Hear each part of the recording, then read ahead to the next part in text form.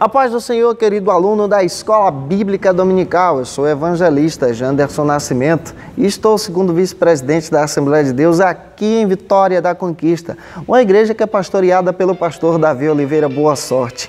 E estamos hoje comemorando com você o Natal. Que Deus em Cristo possa abençoar a sua vida, a sua família, em nome do Senhor Jesus. Aquele abraço e a paz do Senhor. Chegamos hoje na lição de número 12 da classe dos jovens. Vamos entender sobre as missões no movimento pentecostal. Pensa numa lição maravilhosa. Mas é claro que eu quero, antes de tudo, abraçar você em Cristo Jesus. Que Deus possa te promover um Natal abençoado e que você lembre-se da cruz de Cristo. Que Deus possa te abençoar. Vamos que vamos? Vamos em nome do Senhor Jesus estudar a palavra de Deus para a glória do Senhor.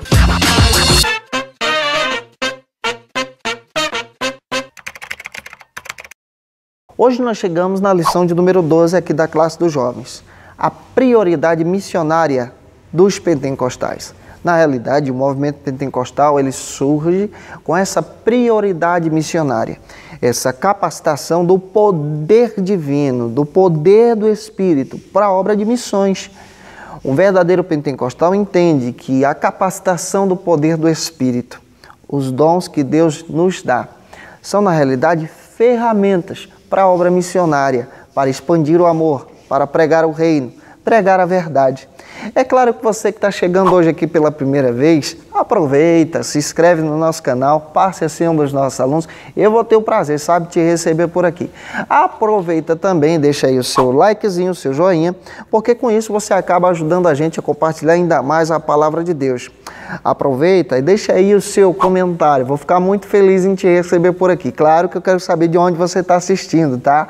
Que Deus possa te abençoar. Um beijo no seu coração. Diga aí de onde você está assistindo. Diga quem é o seu pastor. Eu fico muito feliz em conhecer você. Hoje nós chegamos na lição de número 12. É muito importante você observar algumas coisas. Primeiro, o texto bíblico da lição.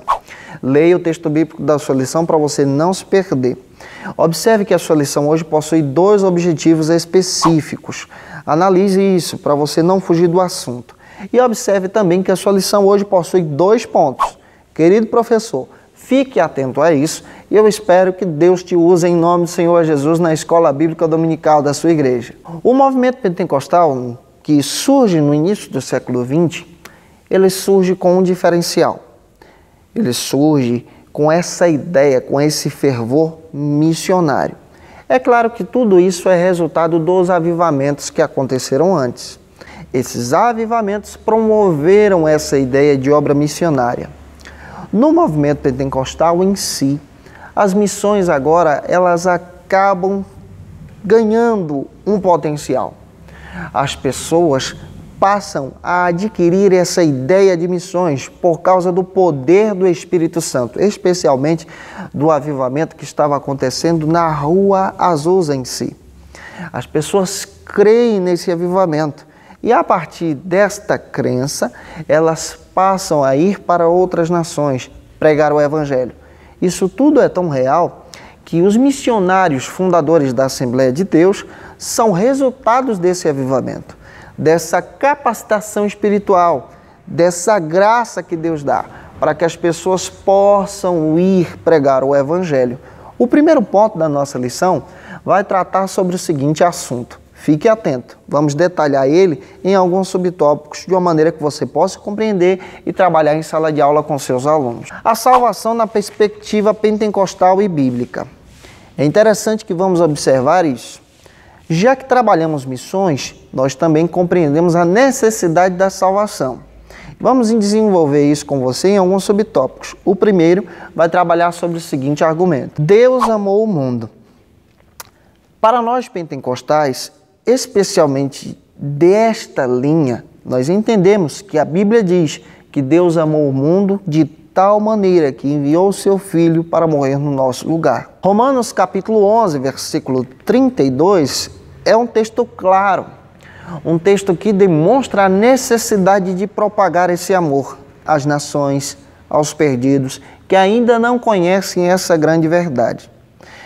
Os pentecostais trabalham exatamente essa visão de propagar o reino, de propagar o evangelho, de propagar o amor àqueles que necessitam, independente da cultura, independente da nacionalidade, independente da sua situação financeira.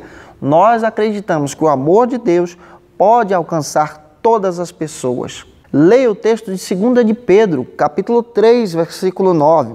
Você vai perceber que o propósito de Deus é para que todo homem possa se arrepender e encontrar o caminho da verdade. E aquele que tem essa chamada missionária no movimento pentecostal, prega o evangelho entendendo essa verdade, entendendo essa riqueza bíblica aqui. E a linha de pensamento pentecostal trabalha o seguinte: trabalha o texto de João, capítulo 3, versículo 16, de uma forma que o amor de Deus pode alcançar todas as pessoas. Esse amor não é limitado.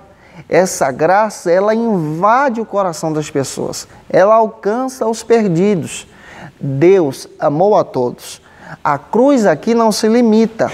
Para nós do movimento pentecostal, nós acreditamos que a salvação é proporcionada a todos, com um pequeno detalhe, com o livre-arbítrio, com aquele detalhe em que a pessoa decide, ao entender a mensagem, ao entender a promessa, em seguir a Cristo e se tornar um servo dele. O segundo subtópico trabalha o seguinte argumento: a salvação pela graça. Como o movimento pentecostal entende que essa salvação é pela graça? Primeiro, a salvação ela não é adquirida, não é comprada em si financeiramente. Não é adquirida pelas nossas ações, por aquilo que fazemos. Nós não merecemos a salvação, mas pela graça e pelo amor, Deus nos amou em misericórdia. E aí acontece, então, essa ideia que a Bíblia diz a respeito dessa graça. Nós nos encontrávamos em estado pecaminoso, distante de Deus, distante da sua vontade, caminhando para o mal, mas pelo seu amor, isso é graça, favor imerecido e manutenção da obra criada. Deus nos amou, enviando o seu Filho e nos resgatando do pecado. O movimento pentecostal entende exatamente isso, que essa salvação é ofertada a todos. E nós, como missionários, homens e mulheres de Deus, pregamos esse evangelho que é também ofertado a todos. O terceiro subtópico, avançando, demonstra que essa salvação também é oferecida para todos os homens. E os pentecostais entendem aqui que a graça não é limitada. A graça em si, ela alcança as pessoas. A cruz, ela é para todos. O que Cristo fez em sua obra na cruz do Calvário, alcançou a todos os homens, de todas as gerações, de todas as nações, tribos e línguas. 2 Coríntios, capítulo 5, versículo 19. Lê esse texto com seus alunos. Cristo reconciliou em Deus, através da cruz do Calvário, todos aqueles que estavam perdidos. Tito, capítulo 2, versículo 11. A graça de Deus é manifestada porque ela gera salvação para todos os homens. É interessante observar isso aqui. Eu espero que Deus fale com você poderosamente. Não se esqueça de, nesse primeiro ponto, apresentar exatamente algumas coisinhas que vamos trabalhar com os nossos alunos. O pense e o ponto importante. Fazendo isso, você vai dinamizar a sua aula. Vamos avançar? Vamos para o segundo ponto da nossa lição, que vai trabalhar o seguinte argumento: missões no Novo Testamento. Como a palavra de Deus é clara para os pentecostais. Nós, como pentecostais, entendemos que as missões, elas surgem, claro, no Antigo Testamento e no Novo também. Nós entendemos, a partir da ótica bíblica e ótica missional, que Deus é o primeiro missionário. Missões nascem no coração de Deus. E especialmente ao olhar da Bíblia, tanto no Antigo, mas especialmente no Novo Testamento, nós entendemos que os servos de Deus aguardaram o poder que está escrito em Atos dos Apóstolos para pregar as missões, pregar o Evangelho. Vamos analisar isso de uma maneira clara. O primeiro subtópico trata sobre o seguinte argumento: os discípulos de Jesus. No Novo Testamento, você percebe que os discípulos de Jesus, antes do dia de Pentecostes, eram discípulos que tinham medo de fazer as missões.